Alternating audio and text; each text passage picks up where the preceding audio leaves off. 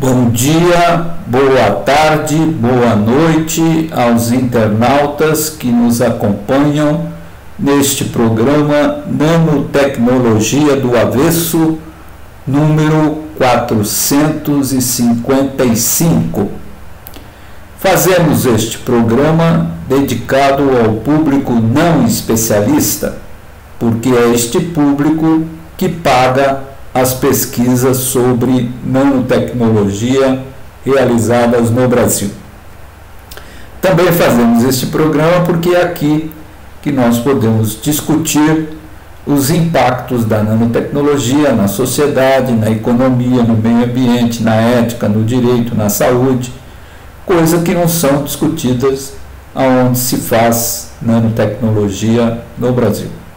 Por fim, fazemos este programa porque acreditamos que ser livre é ser bem informado e a divulgação científica contribui, colabora para o aprofundamento da democracia e da cidadania no Brasil.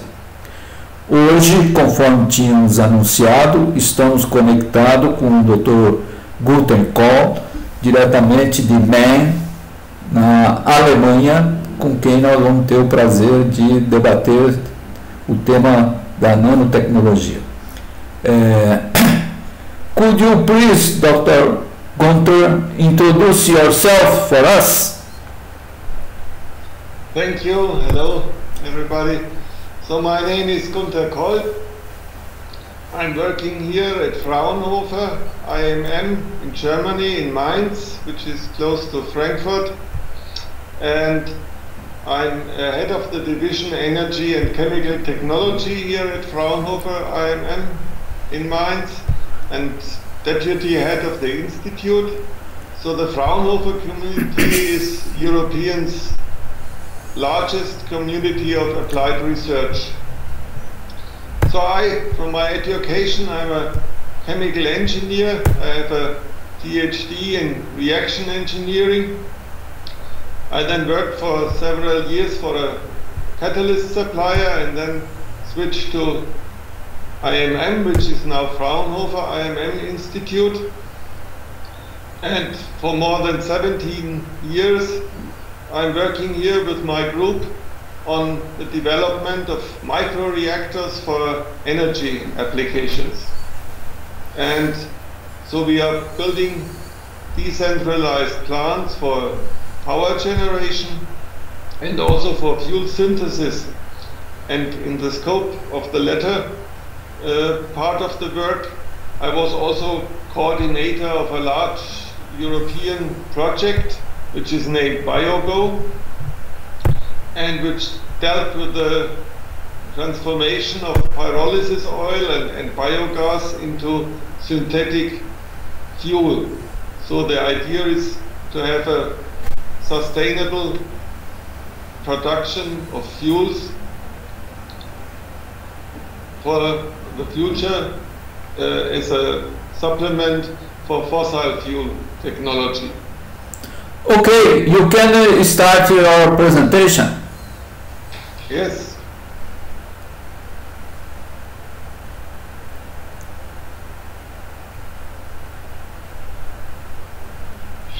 Yes, it's in the screen. Yeah. So it is about the BioGo project. The logo you can see on the top right. And in the scope of that project, we built a containerized mini plant, small scale plant, for this conversion of pyrolysis oil and of biogas into synthetic gasoline.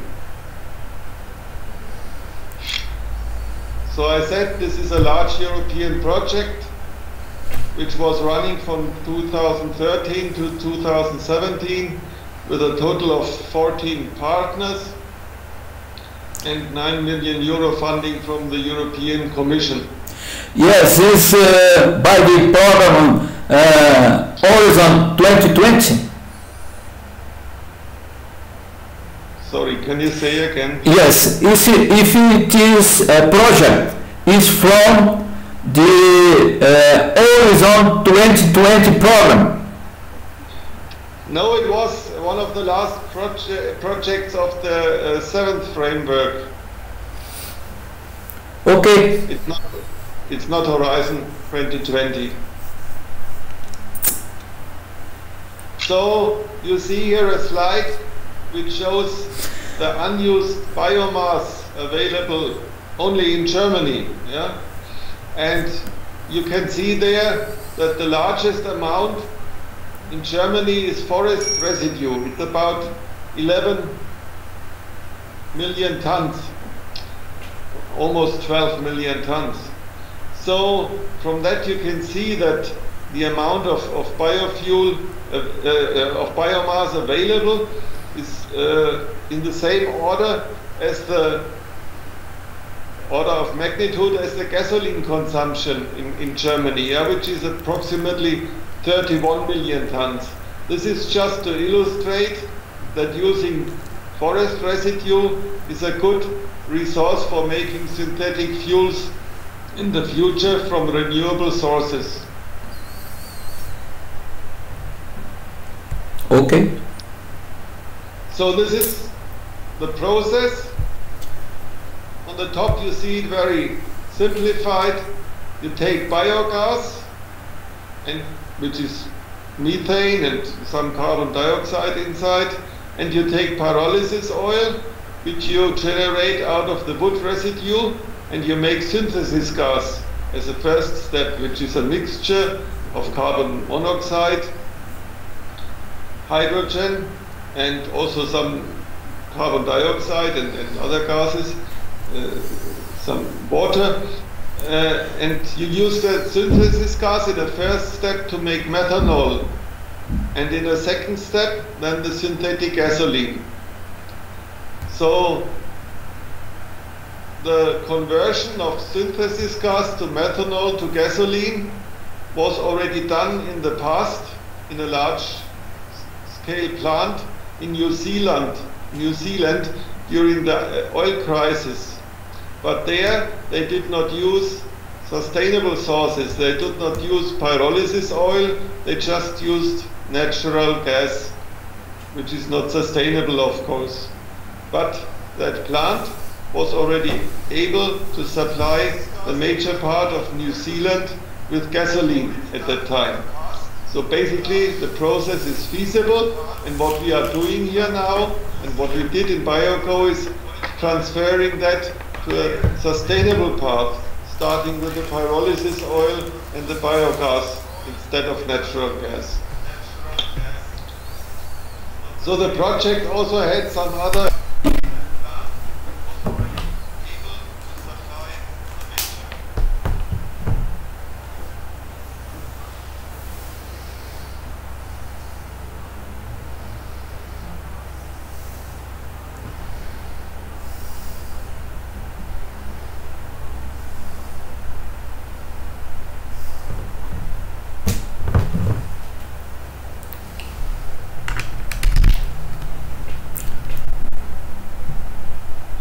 Yes. The major advantages of the process. So we want to achieve a higher eco-efficiency via this environmentally more friendly process. As I said, it is sustainable and also atom economical. This means you put biomass, you put carbon in, and you want to have as high as possible percentage of carbon in the fuel at the end. And we did calculations that we can transform more than 50% of the carbon into the synthetic fuel and the other products which are produced by the process. We also worked a lot in the project on developing catalysts for the individual process steps.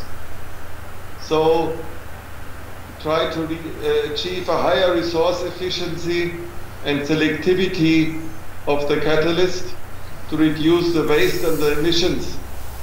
And of course, as mentioned before, we utilize novel sustainable resources for the fuel production. And we used biomass, which is not in competition to food production. This is a very important point. We were rather utilizing bio-waste material. Yes, I think this is a very important subject to discuss. If the production of energy can replace the production of food for another places.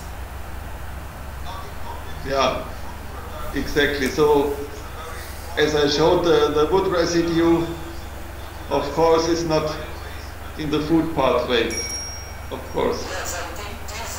Okay.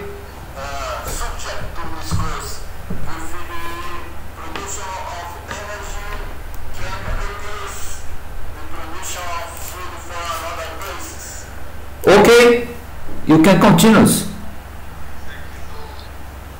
So we did some simulation initially of the process and some calculations, and these are possible mass flows of product of synthetic gasoline which can be produced by a decentralized plant. So that could be in the order from 100 barrel per day to 1,000 barrel per day. And you see here the input of pyrolysis oil you need to come up with 100 to 1,000 barrels per day of synthetic gasoline. So there is a certain amount of steam and oxygen required to do this transformation, but these are the typical plant sizes we would regard as useful for the process. You do not want to transport the biomass too far to the production plant, rather than putting the production plant, for example, in the center of the forest and then transport the wood residue to the plant in the center. Okay.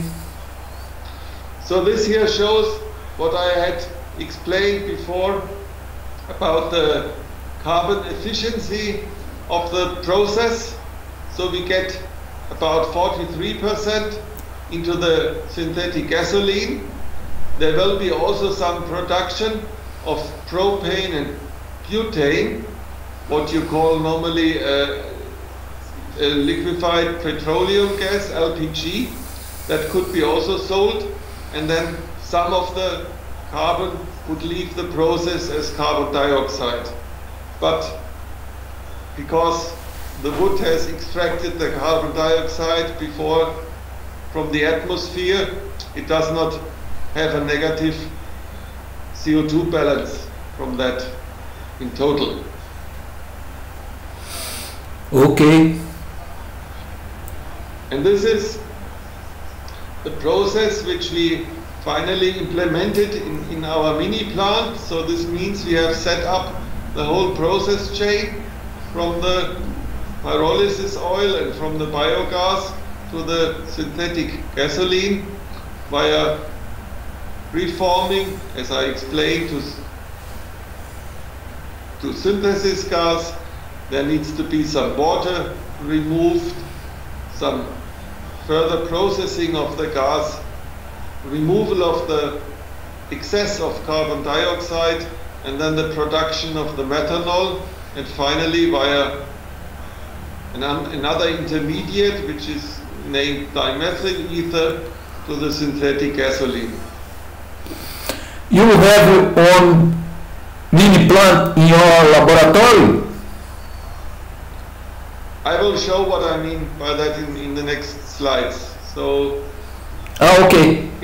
We installed that mini plant in a containerized environment This is a so-called Evo trainer from Evonik company, the German company, which is mostly active in the field of fine chemicals, but they also developed this production environment for decentralized production, and it can also be used for the decentralized production of synthetic fuels, as we started here with our mini plant.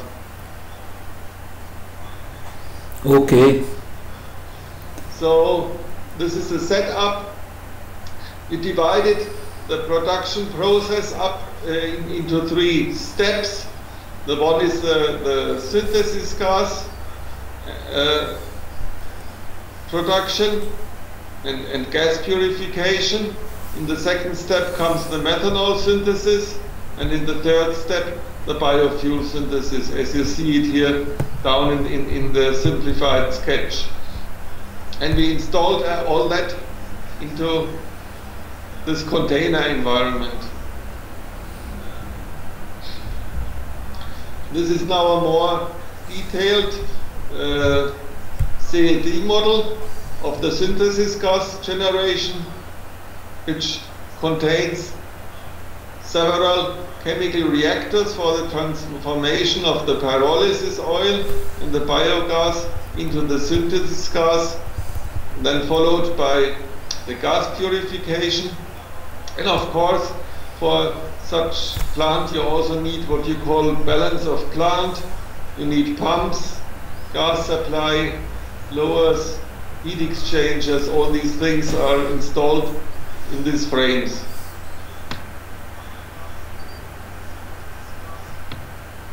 So this is the second step, the methanol synthesis.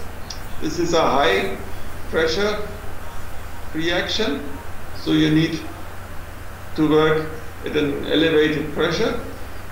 We have 3 reactors switched in series here. I will show later on photographs of that. Yeah. And we need compressors for keeping the pressure up and also allowing a recycle of the product. Most of the product has to be recycled for the methanol synthesis to increase the conversion.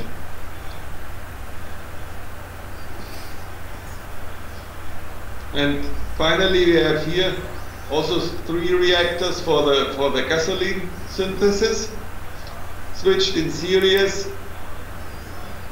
Reaction is also performed at higher pressure, elevated pressure, and the process is then finalized with a product separation module.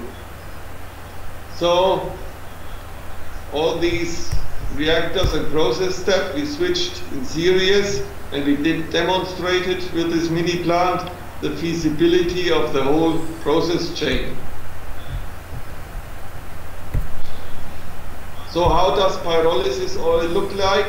This is a typical example as it is sold here in Europe, even by the Dutch company BTG. So I have here the elemental balance, the carbon content. You have some water in there, you have some small amounts of ash and solids also. And compared to fossil fuels, the heating value of this fuel is relatively low.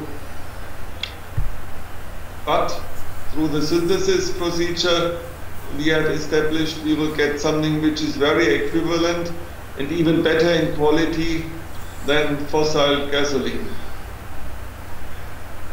So this is the first of the reactors, the reactor which converts the pyrolysis oil into synthesis gas. This is a high temperature process which requires temperatures above 800 degrees to break up the molecules and make carbon monoxide and hydrogen out of it. And this just shows the lab arrangement where we tested this reactor initially.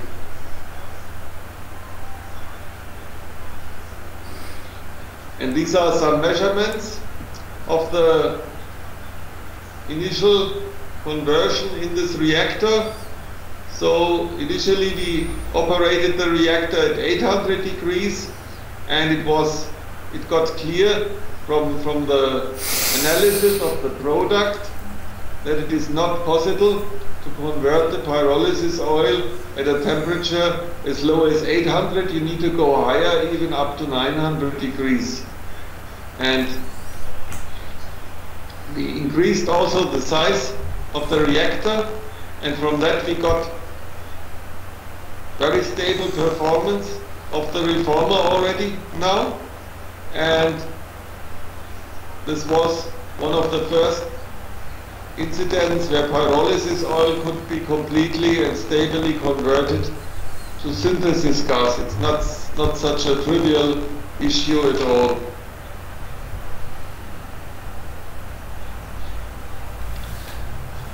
Later on in the process, we will use an air separation unit and only add oxygen to the process, which simplifies it considerably and also increases the concentration of the desired hydrogen and carbon monoxide gases. You imagine if you do not add nitrogen from air into the process, you don't get a high nitrogen concentration.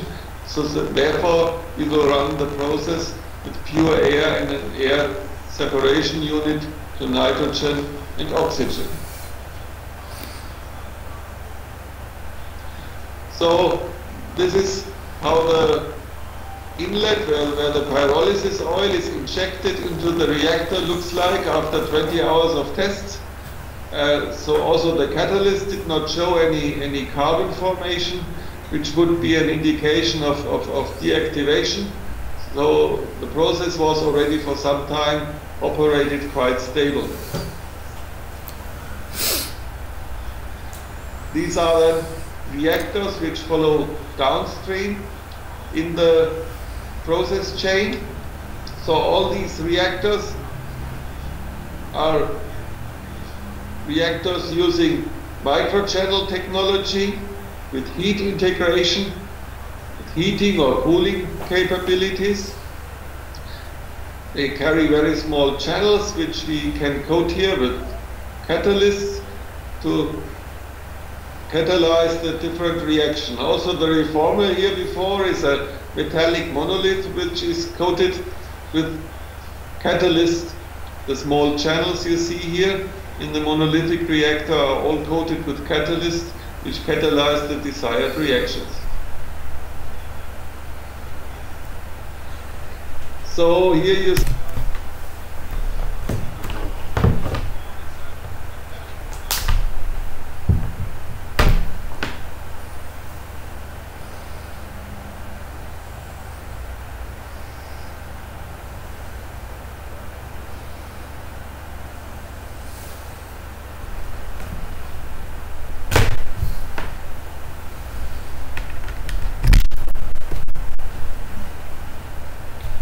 now we come to the methanol synthesis. So we have 3 methanol synthesis reactors, and these were fabricated by additive manufacturing by selective laser melting. You see here there are internal cooling tubes which carry cooling fluid, cooling gas for the process. And the catalyst is then put into the reactor outside of these tubes but inside of the vessel. So we did a lot of numerical simulations to make sure that the heat removal is sufficient and the heat distribution is good in the reactors. So again here we have a novel reactor technology, and it will be possible in future to scale this up further and further as the selective laser melting technology improves as many of you might know, every year considerably. So what is possible to be produced is getting larger and larger. So we operated also the methanol synthesis part of the mini plant already for quite some time. We got very good narrow temperature distribution inside of the reactors, and we have already synthesized small amounts but significant amounts of methanol, and we will continue with the operation of the second synthesis step in the near future. Finally, we come to the methanol to gasoline, which is operated in a temperature range between 300 and 370 degrees, and we could operate these reactors also already for some time and produce some synthetic gasoline. So the next step will be to increase the production rate and operate all the three steps switched together in series. So this is an overview of the whole mini plant, which is installed in the container environment, as I explained before. And you see the three test frames, which are here switched one after the other to demonstrate the whole process.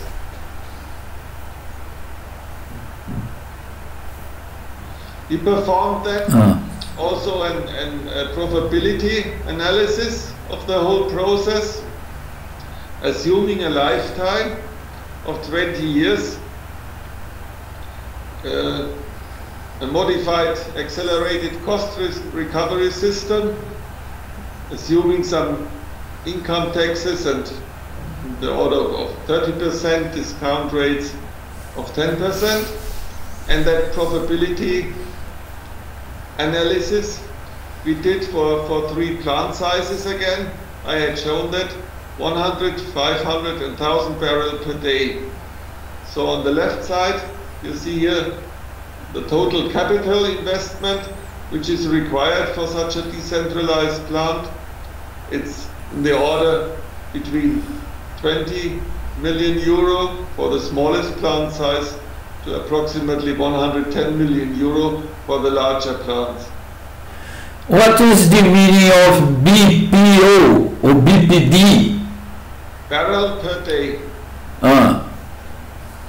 Okay? Okay. Yeah, you see here that according to our analysis, the biomass transportation costs are only a minor amount of the annual operating costs. So these are the operating costs on the left side. On the right side you see the annual revenue in million euro from such plants. And this revenue includes not only the synthetic fuel but also the propane and butane which is produced by the process. So we assumed a current market selling price of LPG in the range of 480 euros per ton. So if you look now at this profitability analysis, you will see that with the smallest plant size you cannot achieve a positive cash flow at all, not even after 20 years. But when the plant is bigger, in the scale of the 1000 barrel per day plant, after 6 years you get a positive cash flow, assuming a gasoline selling price of 1.36 euros per liter.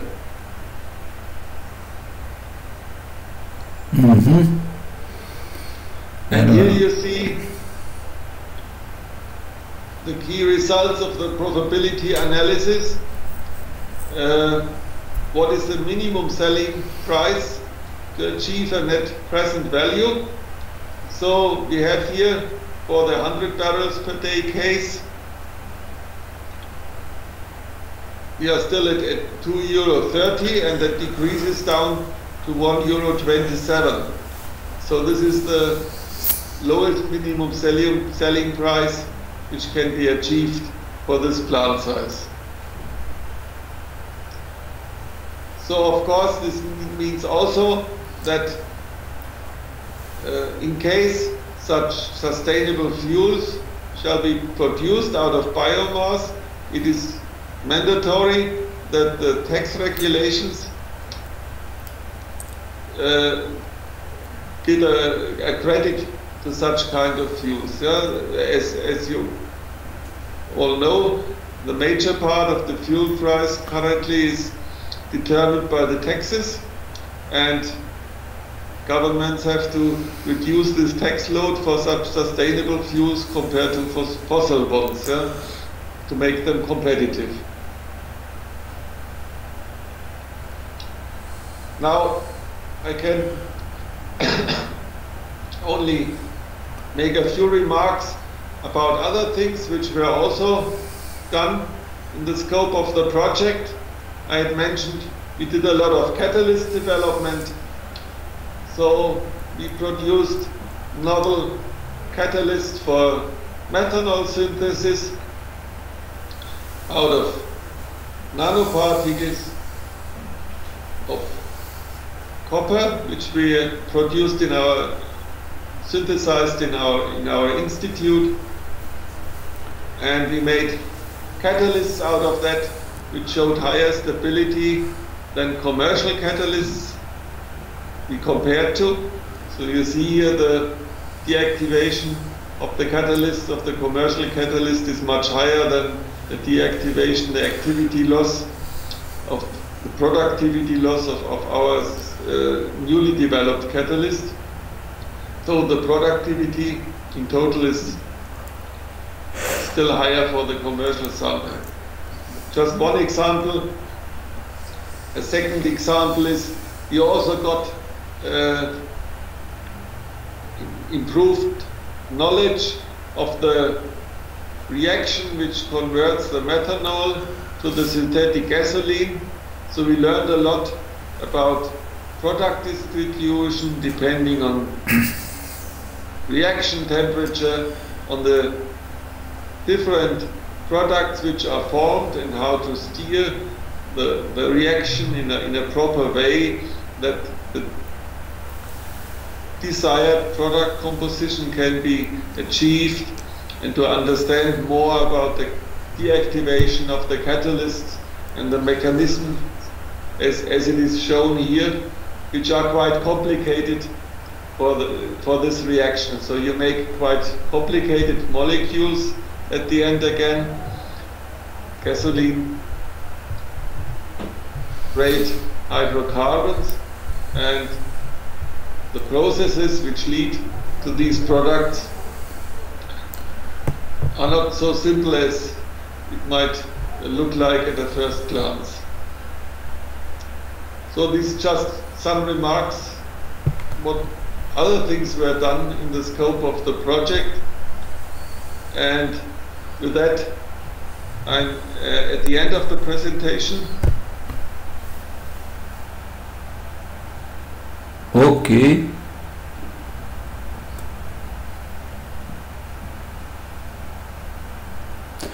Okay.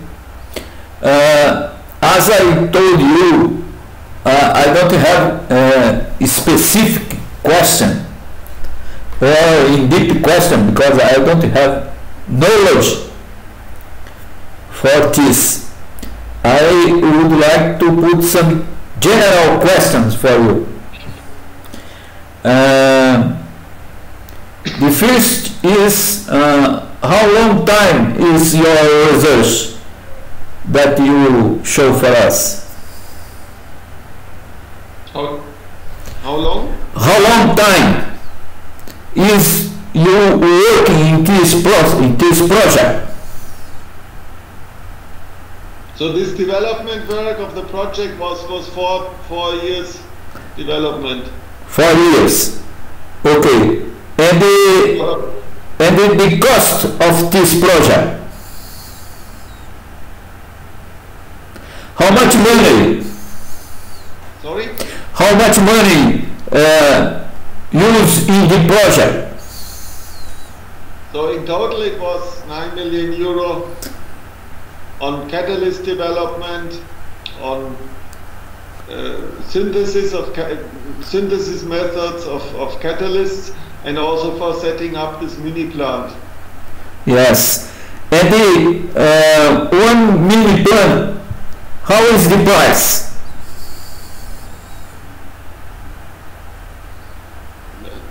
It's difficult to say now exactly, because there's a lot of labor work going in and also the equipment. Yeah? So what we are currently doing is we are trying to attract customers, and we already found some people which were interested in part of the process, to scale it up to pilot plant and then later to production plant size. Yeah? And the cost of such a production plant for 1,000 barrels per day would be in the range of 110 million euro. I had shown that before. So the mini plant is only for demonstration of the feasibility. So the price you cannot compare to a production plant. Yeah? Okay, and the equipment for the mini plants, you develop the equipment or you buy the equipment? The equipment? Yes, the equipment that is in the mini plant. And this is in the range of several €100,000 in total, with all the analysis instruments and everything.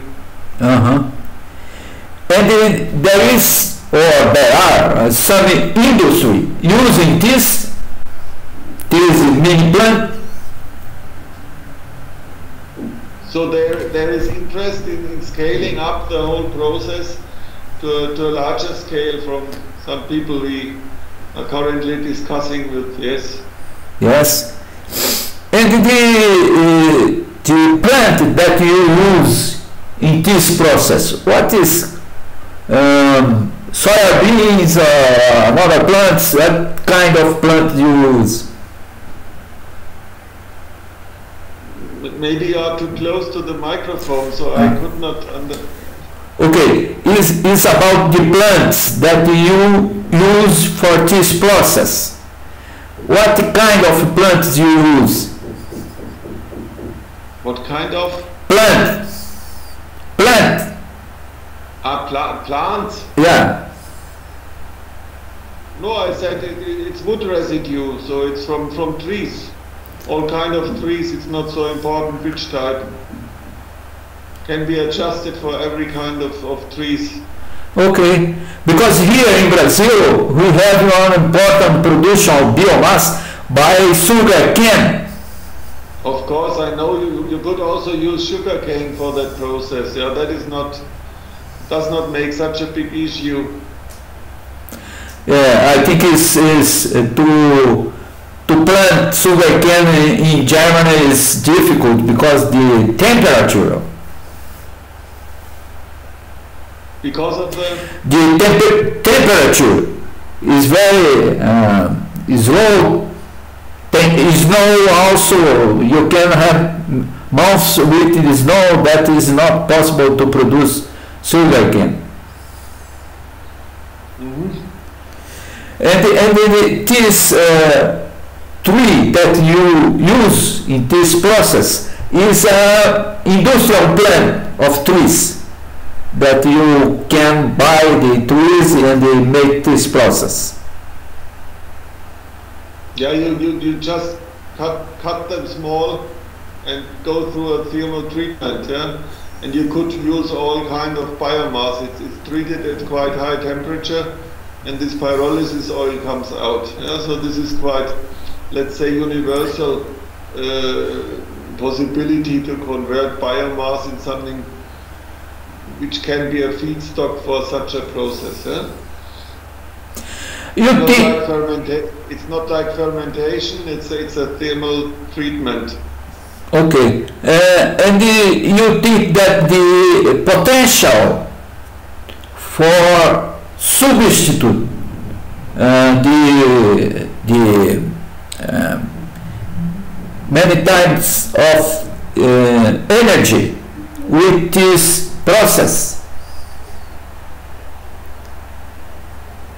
So this process has a good chance to get a sustainable source of conventional, more or less very similar to conventional fuels, if the tax situation is in favor of such a product, and if you use also renewable energy like wind energy or solar energy as the energy input of the whole process. Yeah? We have a lot of windmills here in Germany. We have sometimes excess energy from the wind. It's too much for the electric grid, so it could be used also for making such sustainable fuels, because the process needs some energy too. Okay, maybe the potential to substitute the normal common fuels is in percentage, is 20% to 10%. What is the possibility? I did show you we have approximately 11 million tons of wood residue. If you would use all that to make the fuel, you would get something like 5 million tons of fuel out. Yeah? And that would be approximately 16% of the German fuel consumption. Oh, very well. Yeah, that is already something, yeah? Yes, it's a number, an important number. Is this possibility of substitute? We have to make use of all the possibilities. Yeah, we are looking at battery cars now in Germany.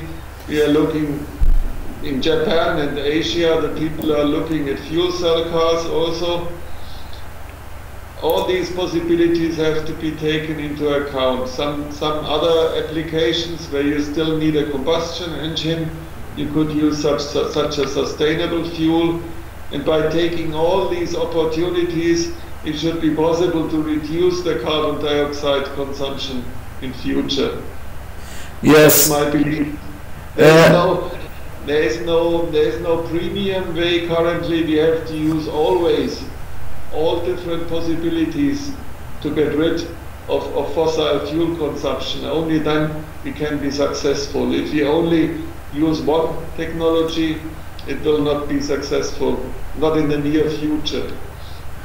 Okay, but in Germany, Germany is closing the nuclear plants. We are closing the nuclear plants too, yes. And this process that you produce can also contribute in this case. No, it's not for electricity production. So we use it for fuel production. So these are different areas. Yeah? Okay. Nevertheless, we have already a very high percentage of renewable energy generation, and when there is strong wind in Germany, sometimes we can make all the electricity from wind. Sometimes. Yes. So I would like to tell you thank you so much for your interview, and I now increase my knowledge about this kind of subject. Okay? So it was a pleasure to talk to you, and thank you. Thank you very much. Bye bye. Okay, goodbye.